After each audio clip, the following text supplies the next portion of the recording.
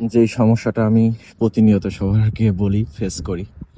এই যে জাহাজ আসছে, এই যে পার হবে, এই যে আমার বাইক, এই যে ডাচরা ওয়েট করতেছে, যাইতে পারতেছে না, সবাই অপেক্ষারত।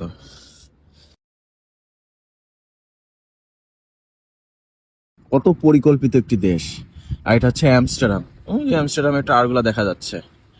হ্যাঁ, অ্যামস্টারডামে এত বড় একটা দেশের ভিতরে আর কি এত সুন্দর সাজানো গোছানো এই দেশটি, যে দেশটার ভিতর দিয়ে এত বড় বড় জাহাজ খুব অনায়াসে চলে যায় কোনো কারণ ছাড়া। আর এই যে পিছনে পানি লোড করার কারণ কি? কারণ এটা একটা লেভেল আছে। এই যে পিছের ভিতরে পানি লোড করছে, কারণ কি? পানি লোড না করলে পারে পিছন উঁচু হয়ে যাবে। এটা একটা লেভেল আছে, ওই লেভেল অনুযায়ী যেতে হয়, না হলে পরে বেঁধে যাবে। হ্যাঁ, এত বড় একটা জাহাজ অনায়াসে চলে যাচ্ছে কোনো বাধা ছাড়া।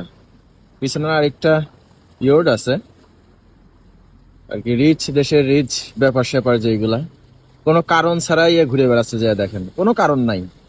একটু রোদ উঠছে না, রোদ উঠলে এদের মাথা ঠিক থাকে না এই ডাচদের। পানিতে আর কি, পানি চাইতে নৌকা বেশি, বোট বেশি থাকে, সেটা হচ্ছে আর কি। চিন্তা করেন কি পরিকল্পিত ভাবে দেশটাকে করছে। একটা ক্যাপিটাল, একটা রাজধানীর ভিতরে এত বড় বড় জাহাজ একদম অনায়াসে ভিতর দিয়ে চলে যায়। তাহলে এখানে ট্রান্সপোর্ট কস্ট কত বেঁচে যায় না? আমরা চাইলেও পারতাম, আমাদের দেশটা নদীমাতৃক ছিল, কিন্তু পারি নাই, আমরা করতে পারি না। এটা হচ্ছে আমাদের ব্যর্থতা। আমরা ৭১ চেতনায় বেঁচে আছি, ৭১ নিয়েই থাকতে হবে, কিছু করার নাই। ঠিক আছে, এই হচ্ছে এই দেশের আর কি। এই যা সমস্যা বলতে, এই যে যেমন আমি এখন কাজে যাব, আমার পক্ষে এখন পসিবল হচ্ছে না যাওয়া। এখন যেখানে ডাচরা সব ওয়েট করতেছে, এই দেশের রুলস মানতেছে, আর আমি তো কে? এটা তো খুবই সিম্পল। সো আর হচ্ছে এমনিতে আপনার যে যেখানে জব করি আমরা, যখন আমরা বলি যে হচ্ছে ট্রাফিক ছিল, সো সেক্ষেত্রে এরা বুঝতে পারে যে আসলে কি কারণে লেট করছে। কারণ এখানে কেউ 5 মিনিট, আমি যেমন স্পেশাল, আমি সবসময় 10 মিনিট আগে কাজে যেয়ে পৌঁছাই।